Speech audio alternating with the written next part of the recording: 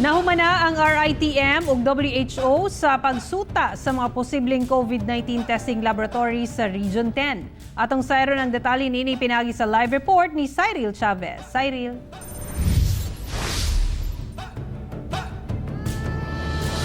Yasara upat ka mga laboratorio ang posibleng mahimong COVID-19 testing facility samtang mga kabaguhan sulod sa Northern Mindanao Medical Center gihimo alang sa pag-address sa mga COVID-19 patients. Northern Mindanao Medical Center, Polymedic General Hospital, Xavier University ug TB Reference Center sa DOH Region 10 ang napili sa Research Institute for Tropical Medicine kun RITM o World Health Organization kun WHO nga posibleng COVID-19 testing laboratory sa rehiyon. Sumala pa nga kini ang stage 2 out of 5 stages evaluation nga pagahimuon sa mga eksperto aron ma-certify ang usa ka laboratory nga mohawid og infectious diseases cases. Tulo ka mga butang ang kinahanglang usabon sa mga laboratory.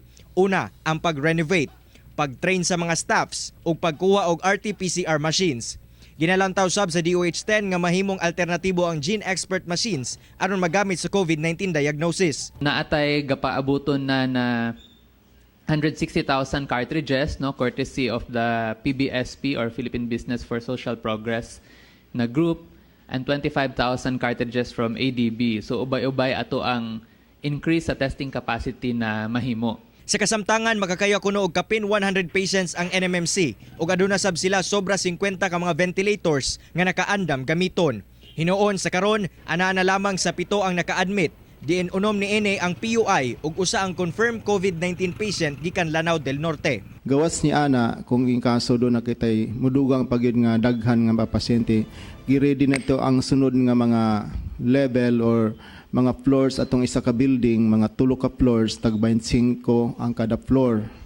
So maka-accommodate og 100 ka pasyente based on required nga social distancing kada bed.